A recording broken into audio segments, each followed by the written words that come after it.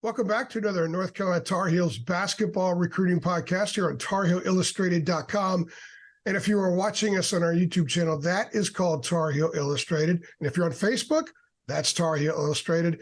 And if you found this on Twitter, that's at Heel Illustrated. So go ahead and follow us on that, and you get updates whenever we pop something up on our front page. But you need to be a premium subscriber to get everything we do, not just premium front page stuff, but everything on our boards, which is where a lot of the nitty gritty of our intel is posted. And it's just $8.33 a month. It's a drop in the bucket, and you could be a Tar Heel insider too. I'm THI publisher Andrew Jones, and joining me is our director of basketball recruiting, longtime college AAU and high school coach, Mr. David Sisk, who saw Elliot Cadeau in person in April and spoke with him. And this past weekend in Memphis, he saw Elliot play a couple of times and spoke with him as well. So, David, before we get into this, some of the nitty gritty here about how this played out, your thoughts that Elliot, a couple of days after talking to you, went ahead and made it official, reclassifying from 2024 to the class of 2023, and he is joining Carolina's basketball program this summer. The reclassification is no surprise. I had heard from right after Atlanta, basically a month ago, that was a done deal and it was going to happen.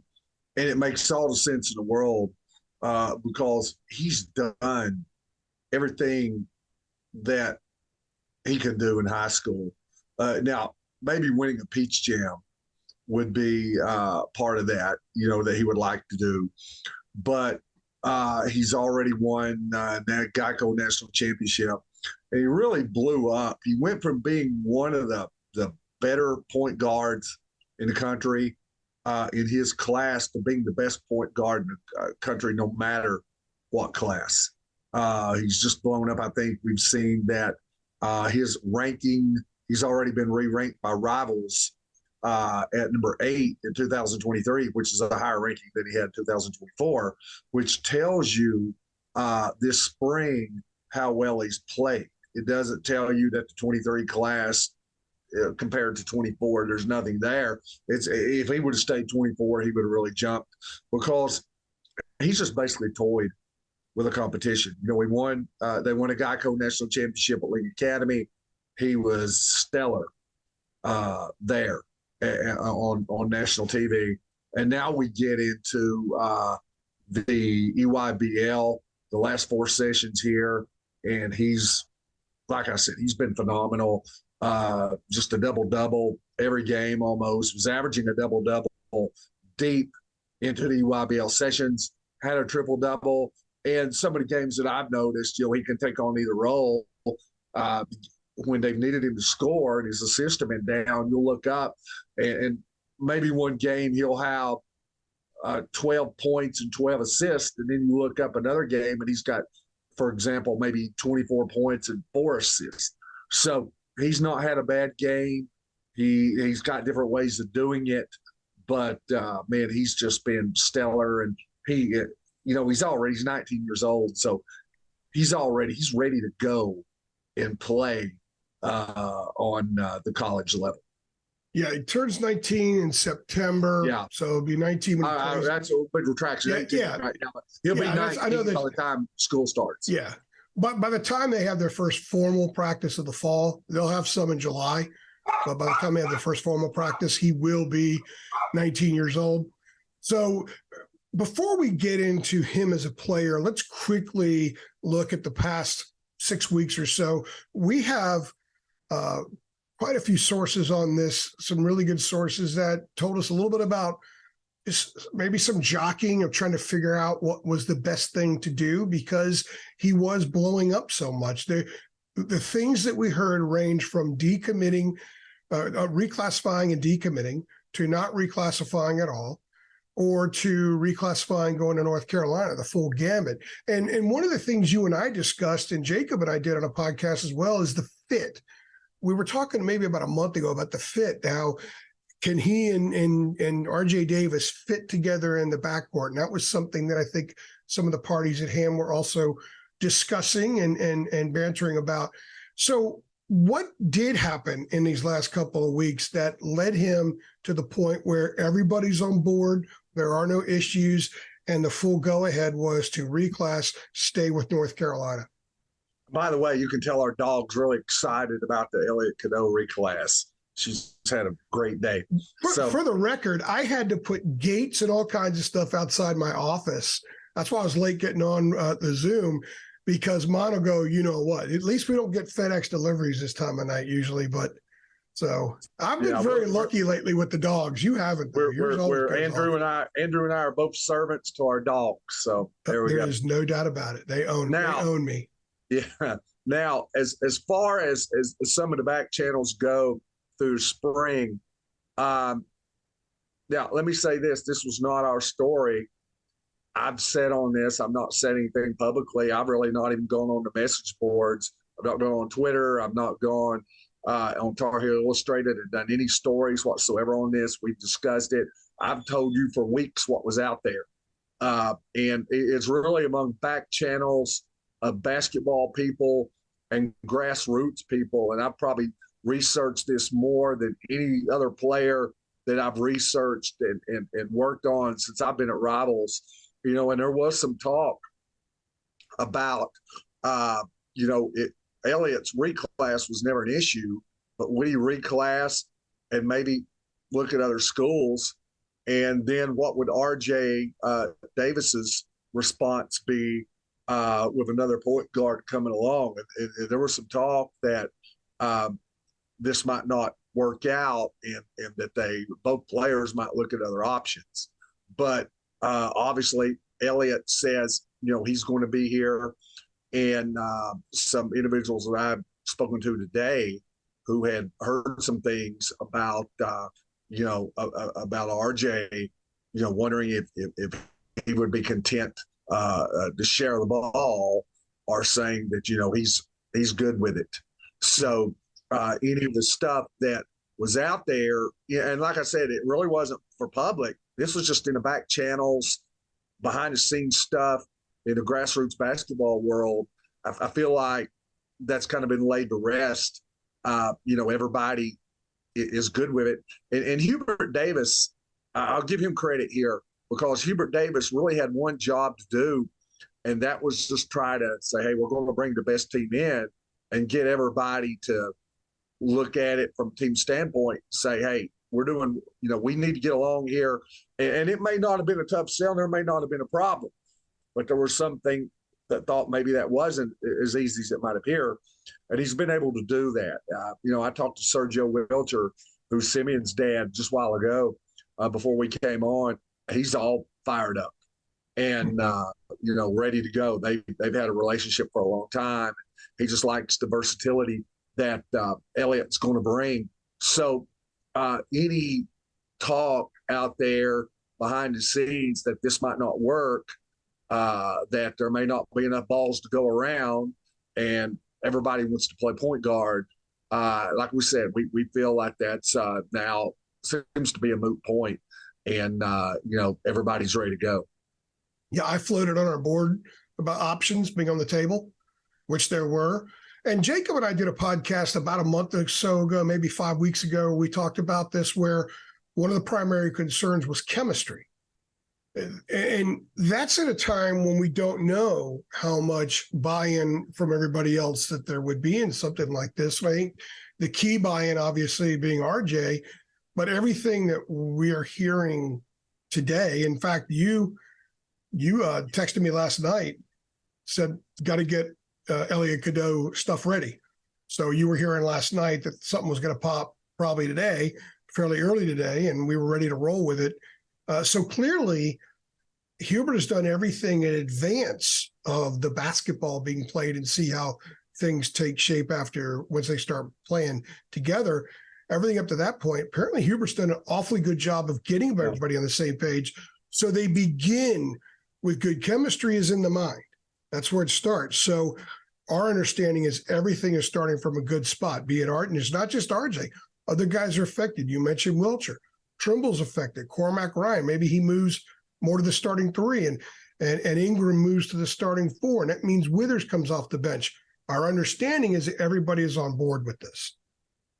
Yeah, and I give Hubert, Coach Davis, I should say, all the credit in the world, because we talked before that he didn't stand pat with a disappointing team last year.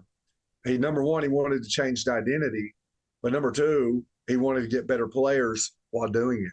So, the definition of insanity is trying to do things the same way and expecting different results. We've all heard that. And Hubert's not done that. And I've seen a lot of coaches just sit pat and sit, try to do the same thing over and over and over, and expect it to be different, and it's not happening. And like I said, I give him credit for being out front of it, and I give him credit with making some tough decisions. And, Hubert is a good guy, great guy.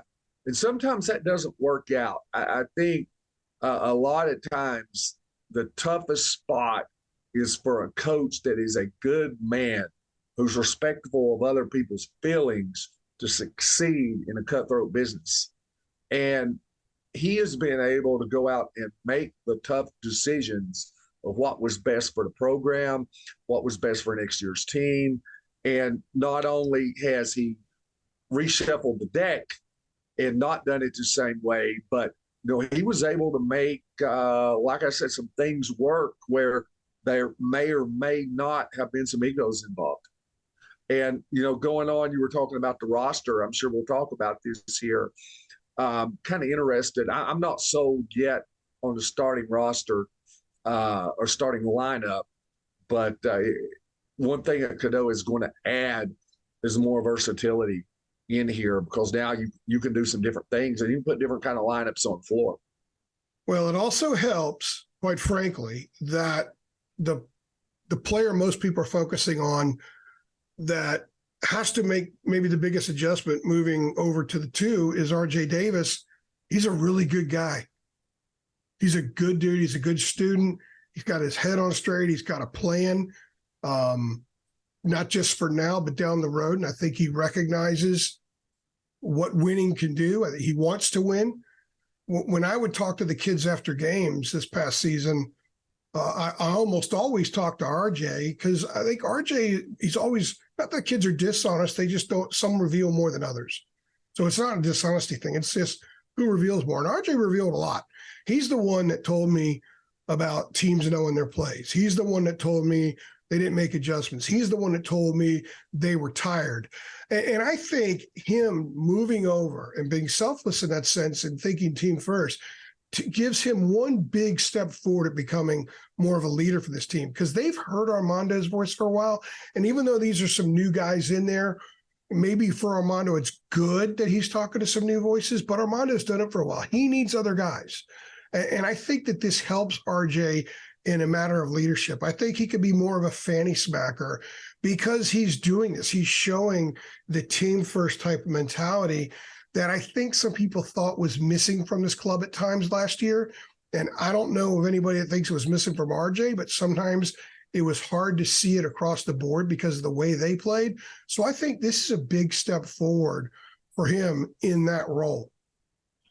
If this thing plays out the way it looks like it's going to play out now, and that is RJ and Elliot Cadeau, hand in hand as backcourt mates next year in North Carolina for the full year. I hope that UNC, the fan base, appreciate RJ Davis for what he's done. And I understand, with the exception of the 2021-22 season, or really just for about a month, that the on-court results have been, it's not been what they wanted. It's not been pristine North Carolina, what you usually expect, and what North Carolina has done historically, going all the way back to, the 50s. But he has been selfless, and he's put the team first. And I guess if you ask me to describe RJ Davis, what he would be about it, he's a good soldier. Yeah. He's always put the team first, and he's always just kind of really just sacrificed and put the good of the team over the individual good. And he made sacrifices with Caleb Love for a couple of years on and off the court. Yeah. And now he's saying here, he could play hardball here and say, look, I'm the point guard. But, he's evidently doesn't seem that he's doing that, and welcoming Elliot in. And he knows, he understands, I think, that this means that the ball's not in his hands as much. He's not going to be the on-ball guard the way he was. Now, I do believe he'll play point guard. I believe they can go multiple point guards here. But what that means is, he's going to be off the ball a lot. And then if you get in situations, to me, a point guard is kind of like a college game. You get to 10 seconds left to go on the shot clock. And the ball's got to be in somebody's hands that's going to create. Because what happens at the 10-second mark, they're either going to do one or two things. Baycott's going to come out and run a high ball screen for whoever's on the ball, or they're going to run isolation. And so the way the lineup really set up, RJ was going to be in that position more than ever. But you're going to see Cadeau in it a lot. But RJ's still going to be there where you've got 10 seconds left. They've got to have something, and they're going to give it to him and say, here, make something happen. But he's still, to me, just been a flawless teammate. And like I said, I just hope when his time's done at North Carolina that the fan base appreciates what he's done and what kind of individual he's been while he's been in the Tar Heel uniform. As we itemize a couple, and we're not going to go super in depth with a lot of this, we're going to roll more stuff out and really kind of squeeze this lemon dry here for the next week or two about the impact here, the effect rather.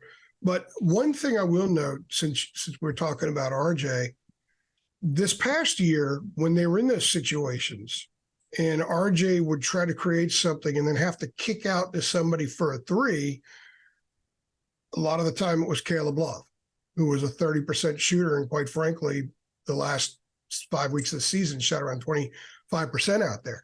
Now it's RJ taking that shot. He's a much better shooter than Caleb, much more consistent and all that. But it's also Elliot Cadeau finding guys. So it's not just RJ in certain spots like Caleb was when RJ found him, because I think Elliot's probably a better finder of open dudes than RJ was. But you've got the Cormac Ryan element out there. You've got Harrison Ingram or Jalen Withers out there. You've got more shooters. So RJ is going to have a lot of catch and shoot opportunities, which he's very good at because of what Elliot Cadeau is going to deliver. And I think that that's something to me that was probably sold very heavily to RJ, and I think could be one of the great byproducts of Elliot Cadeau coming in, because we may see RJ Davis as a very prolific perimeter shooter next year, because he's going to get a lot of looks, because the way Elliot Cadeau plays the game, David, as you know, you've seen firsthand a lot here in the last 6 weeks, is that he's a guy that can create shots for everybody, including himself. So there's going to be a lot of opportunities for catch and shoot for RJ. And I just have a feeling that little combination might work out better than some people anticipated, and maybe even that I thought a month ago when Jacob and I had that podcast about this. Yeah, and I hear people, I'll have people like send me texts and DMs and things, and they'll go, RJ's not the answer. And I've really never quite understood that, because I thought he was the bright point last year. And he was in double figures 11 out of his last 12 games. And if you look at his shooting, the reason I'm looking down, I'm sitting here looking at the numbers from last year, game to game. And if my numbers are right, in the last 5 games, he was 16 for 30 from three-point range. And he wins double figures 11 out of his last 12 games. So he was over 50%. And 30, you're talking about 6 three-pointers a game. So he's making over half and shooting 6 a game. And I really felt like in some games that they had that he kind of carried them. I go back to the loss in the ACC tournament to Virginia, he had 24. Yeah, and let me jump in real fast, David, because that period you're talking about was the second time he took the tape off his finger last year. The first time was when he went on a stretch where he was 24 for 51, spanning December into January. I think that ended when he got re-injured again at Syracuse, and then he had tape for a while when he struggled, and then he took it off. He was about a 50% shooter from three-point range last year when he wasn't wearing tape on his finger. He still shot 36.2% from the year, which is strong, and from three. But like I said, 24 against Virginia, and he hit 4 of 8 threes, and then 17 against Duke. He was 3 of 5 from three. And I remember watching those games, and I'm saying he is doing everything he can do to will North Carolina to a win, but they lost in spite of. And, I just, while everything else was going south, and other guys couldn't buy shots, and the offense was stagnant. They couldn't get the ball inside. They couldn't make threes. RJ was playing. And when I mean by playing, I mean playing well. So, I was just really – so I don't understand that. I've never understood it. Maybe they look at him and say, well, he's not necessarily a true point guard. Maybe that's what they mean. I don't know. I've got nothing but respect for the way he plays. Now, when you bring in Elliot, and there's been a knock, and this was one of the original things earlier in the spring that was being said was maybe – Hubert was a little, what's the word? I'm just apprehensive about having 2 smaller guards, and they are smaller guards. So when they're, now that when they're on the court, you're looking at 2 guys in the 6'6" range. But I just feel like they will play so well together because this is going to allow RJ to play in space, but it's also he's going to get looks out of it because Elliot is as talented as a passer I've ever seen in a high school game. I mean, he's just uncanny the way he finds it. So, he's going to be able to create space, and he's quick twitch. He's really has the quickest hands I've ever seen, and I can remember seeing. And I know maybe that's something that people don't think about. Man, if he was a gunfighter back in the Old West, he would have lived to be in 120. I mean, nobody would have got him. But his feet change the directions, stop, go, in, out. And you look at him, if you watch him on TV, you'll say, he looks pudgy. Well, he's not pudgy. He's a stout-looking kid. But if you show up at an EYBL event and you just go by the eye test, not even playing, you just put them out there in a lineup and you're looking at guys and you're picking them, he's not going to be the first guy you take because he doesn't look like that long, rangy basketball frame that you think about. He's compact. He's put together. He's just a strong looking kid, and you can't tell with the sleeves and stuff what the muscular definition and all it is. But he's so quick, and he can get to spots, and he's gonna draw because he can score too. That's what people don't realize. So he's going to draw help, and I'm not talking about the entire team because I still have questions at the 3 and the 4. I really do. But and what I mean by that, just being able to stretch the floor. How many shooters can you put out there at one time? Do you have some dead weight shooting the ball? But that's a different story for a different day. But just as far as your backcourt goes, man, they're going to play so well together. And I also look, that creates for Cormac Ryan. It creates for, I'll give you another name we've not talked about. I mean, Simeon Wiltzer's a top 25 player in the country. And his dad told me a while ago that this creates space now. And he said, you've got another kid from New Jersey talking about Simeon, who, in his words, is a freight train in the lane. And he is, man. He is just looking for somebody to knock the bleachers when he gets to the rim. He loves contact to play through it. He's a tremendous scorer at the rim, tremendous finisher. So I just see the backcourt. The backcourt, the 1 and 2, is not going to be a worry for me. So I mean, I think in any combination you put out there, I think they're going to play well together. All right, let's hit on a couple aspects of Elliot's game and kind of go from there. So as a passer, a lot of Carolina fans are constantly saying, well, he's sort of a combination between Ed Cadeau and Kendall Marshall, who are the two best passing Carolina players I've covered.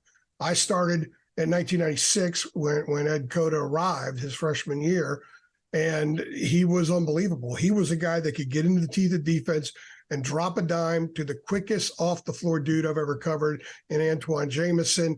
Ed Cadeau had 8 eyes, man. He could see everything. Kendall Marshall was phenomenal at pitching ahead.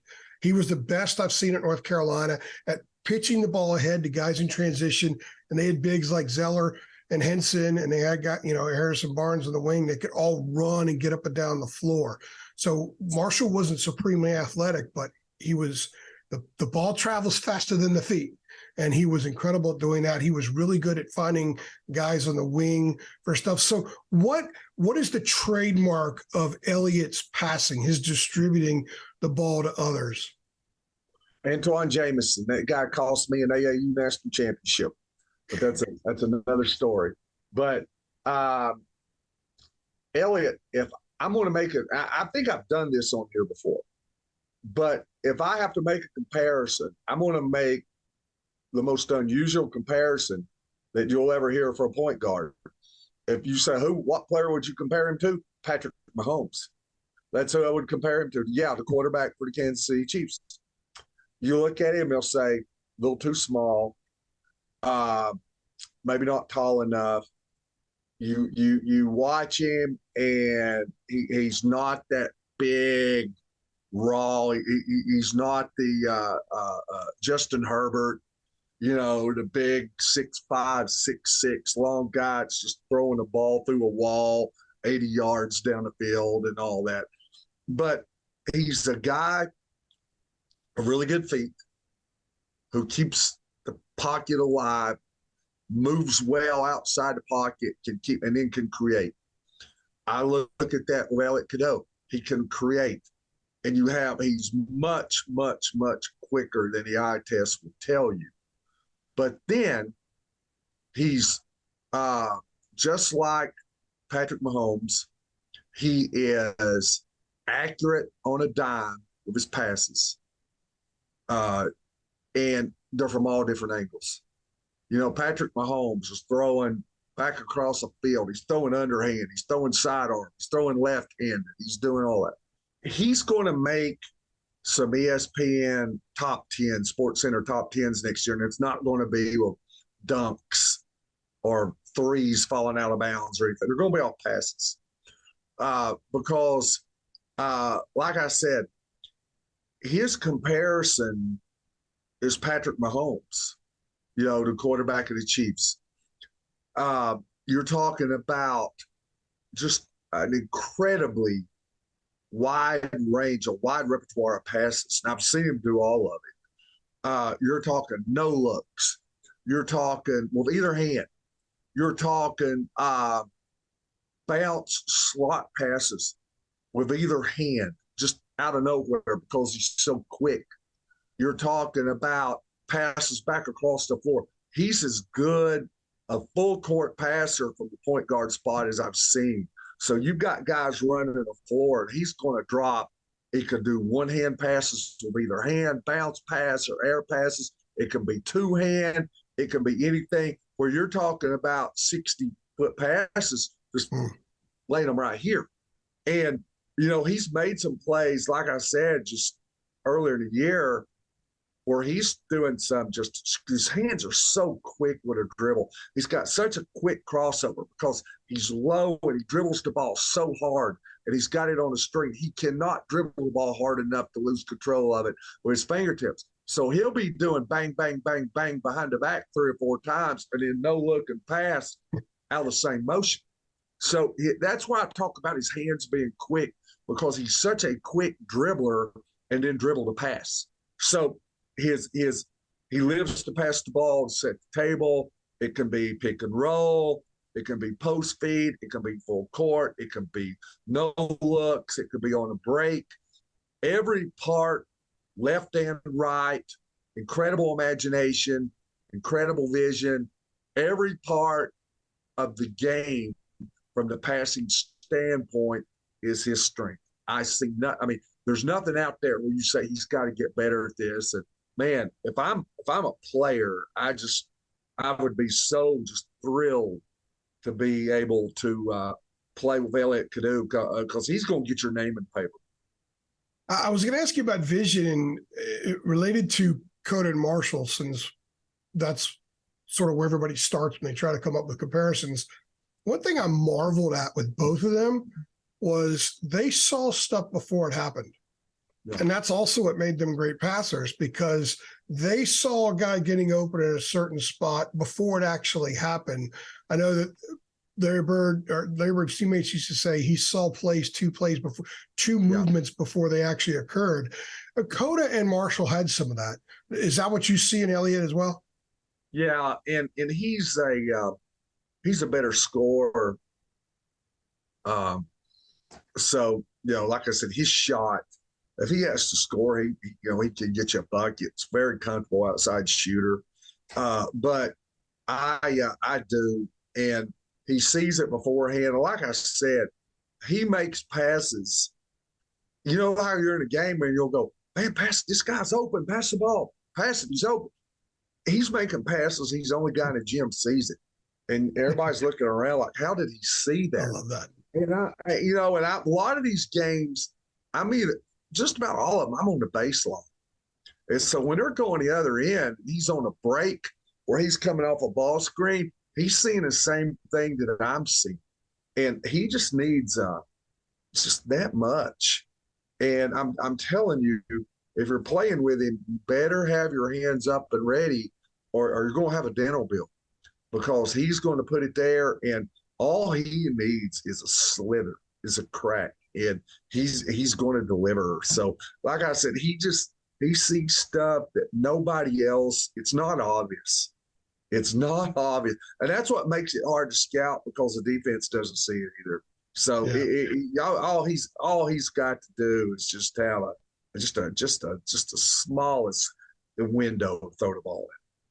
Before we close this out, I want to talk to you about the maturity aspect of him. You sent me a very interesting text the other day after you spoke with him for a while. Yeah. But before we do that, I want to ask you about defensively. A lot of people are going to want to know what kind of player he is defensively, how much you can gauge about a guy defensively when you're watching them in EYBL.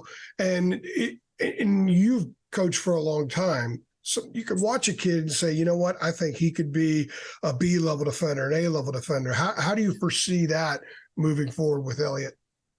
He's not going to be a guy out there that you put in a ball handler in the backcourt and he just makes his life miserable for 94 feet. He's not that guy. But like I said, people are going to look at him and look at his frame and think that maybe he's not as quick as what he is. His feet are so good, and he can change his lateral quickness, changing directions, lateral side to side. He's got great hands, great feet. So I look at a guy who, like I said, if you're sliding heel to toe and you can do it without crossing your legs, you can't get crossed over, and you can recover, you can be going one direction, a guy crosses over, and you can change directions with him. That's what I see. So it's got a guy that's got quickness, that's going to be able to keep guys in front of him, and not get burned. Now, not the biggest guy. So that's one thing, on the defensive end that Hubert's going to be looking at. And when we talked about two shorter guards playing together, that some people looked at that as a weakness, that wasn't on the offensive end. But when they run into some bigger guards next year in the backcourt, they're going to be teams trying to take advantage of that, because, like I said, he's in the 6'6'1" range. So is R.J. Davis. But that would be the only thing. But now, one thing about him, like I said, he's strong, so he can get some leverage. So he's not going to get bullied and knocked off his spot. But I think he's going to be a good defender, or to a very good defender, above average, not a great. Nobody's going to accuse him of being the greatest defender in North Carolina history, but he'll be able to help get the job done, what needs to be done. His maturity intrigues me. It's not just because he turns 19 September 4th or whenever it is. It's because, first of all, what you said just the other day, and you've talked to him twice now, and you said he's very polished and I've probably over the years talked to him, I don't know how many times. And I used to talk a lot up to like around a commitment, and then he kind of quieted it up. But yes, in person, twice in the last month. And he carries himself as someone who's done it for a long time. But Dave, there's another thing here too that people don't talk enough about. His experience in international ball representing Sweden. His father's Haitian, his mother is Swedish. So he's played for the Swedish national team, the other 18 team. He had posted incredible numbers. They won the gold medal, beating in the European, the FIBA European Championships last year, won the gold medal. He was the best player on the team. So he's got a lot of experience aside from just being in American high school basketball and EYBL. And I think that adds to the maturity factor. He's a different dude walking in here. Plus, he's already dealt with money. He's had NIL money and all that kind of stuff over in Sweden. So I think he walks in as an 18, almost 19-year-old who's seen a lot, done a lot, and just has a little different layer to him than what most kids have when they come in. Yeah, and you hit it there at the end about international NIL. If I'm not mistaken, he was the first American player ever to have. And of course, now he's got dual citizenship, United States, and mom's from Sweden. Dad's, if I'm not mistaken, from Haiti. But he's got, he was the first player to sign international NIL deal. So, and he's got, if you go back and you Google it and read the stories about that, he's got business savvy, marketing savvy already. It just isn't a deal. Hey, can we use your face on here and we'll pay you so much if we just do that? That's not the point. I mean, he's involved with some of this stuff. So he's already, I think, got a business mentality. He's got a marketing mentality. I've told you this, that people may say, well, what were you guys talking about the other night when you're talking about our conversation? He's polished, man, when you speak to him. So he's had all this international experience. He's had experience here. He's on the platform in New York City. He was born in Brooklyn, so he's had microphones shoved in his face the whole time. He's had the eyes of a basketball crazed environment on him. Then he goes over for Team Sweden, was the guy, national championship at Link. He was the big name player on that team. He was the MVP. So he's had all that. But I know, talking to him last week, and I told you going in, I said, look, I want to talk to him about his fit, and some of the things that's going around, and just to see how he is. And number one, so I asked, okay, how about multiple guards? How do you fit with that? How do you fit with playing RJ Davis? What if RJ's the point guard?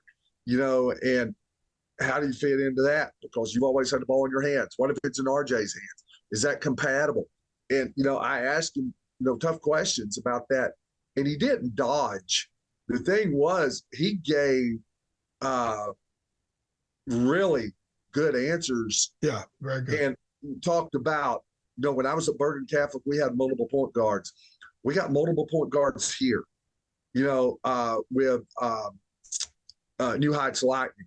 They got Tahad Pettiford that's going to Auburn. You got Malik Thomas, who's one of the best guards in the 25 class. So, and you've got Jaquie Howard. You got a really talented team. And he said, look, we got multiple ball handlers, multiple point guards here. It's never been a factor. It won't be a factor at North Carolina. I look forward to playing with him. and we'll compliment each other fine. And I told you, I said, look, there's nothing in this interview to make me think that he's going to do anything else but play at North Carolina next year. And then 3 days later, he reclasses. So, man, very convincing. And I put on the Four Corners message board, somebody was asking me about, the future with him. And I said, his future is that one day he'll be a White House press secretary. He's that good. They can just fire off tough questions, and man, he's just not rattled. And so you take a guy like that.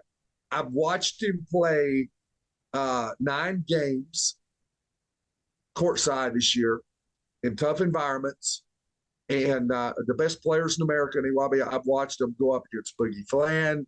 I've watched him go up against the best point guards in the country, the best teams in the country, best players in the country. I've never seen him change expression. I've never seen him lose his temper. I've never seen him get exasperated. I've never seen him talk back to an official, a teammate, a coach. He's totally composed. So, like I said, composed on the court, composed off the court, whether he's got the ball down 1 in the last second situation, or, he's getting hounded by multiple media guys asking tough questions in interview sessions. So that's a guy you want running your team and being your point guard. Last question, quick response. How big is this for North Carolina? It's huge. It's huge. And, you just kind of keep the ball rolling because, like I said, to start out, Hubert Davis is not saying, okay, we're going to try the same thing we did last year and hope for different results. He's doing it a different way, different type of players, better players, that's one. But number 2, this keeps North Carolina in the national forefront because, trust me, as a guy who lives in Tennessee, a guy who also covers Kentucky, and a guy that's kind of linked with a lot of other programs, with talking to people inside of other programs and media people from other programs, man, my phone's blown up all day. And people are very, very aware of this. This was a national story. So, you get R.J. Davis back, you get Armando Bacot back, you bring in 4 transfers. Hubert was as aggressive as any coach in the country, probably not named Eric Musselman in the transfer portal. And then you have you bring this guy in on a reclass. You've already got Wilcher.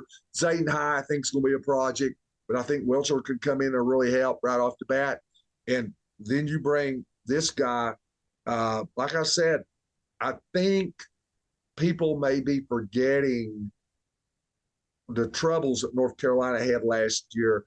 I see this just kind of now that you're going into the next chapter. Yeah. You had a great year his first year, a bad year last year, but I've always said this year coming up would be third year. The year we would judge Hubert Davis as a head coach because it's the first year where he's not had all of Roy Williams' players. And what I've seen so far, I think he's hit the ground running. Absolutely. We're going to do a couple more pods where we talk more in depth about the effect of Elliot Cadeau and where things go right now. And Jacob and I may hit on a couple of these things and some daily drops coming up as well. And by the way, I heard a rumor that Eric Musselman was going to petition the NCAA to give basketball the same number of scholarships as football so he can sign maybe a quarter of the kids he's offered in the last couple of months. Well, he contacted 2,000 kids here in the last, evidently, and I saw somebody say there was a football player announced to transfer from somewhere, and somebody put on Twitter had been contacted by Eric Musselman. So it was a quarterback, I think. So, but by the way, your Twitter faux pas is very Roy Williams-like. That's very Roy Williams of you, calling it tweeter. Anyway, he's David. I'm AJ. If you like this video, go ahead and click like, share it with your Carolina friends. Let them know we're crushing it on this stuff on a regular basis. And don't forget about our daily drops. We started them beginning of May. just trying to feel it out and throwing a lot of different topics out there for you guys. So every day between 11 and noon, Monday through Friday, we're going to have a drop, except we didn't do one Tuesday this week because all the other news that was happening, we decided to lay off a day on it. So make sure you come back, check us out. TarHeelIllustrated.com, $8.33 a month. Go there. You can be an insider. It's a drop in the bucket these days. We have not raised the price in 9 years since I took over as publisher of this site. So that's worth it right there. Go sign up and be an insider as well. He's David. I'm AJ. Thanks for stopping by.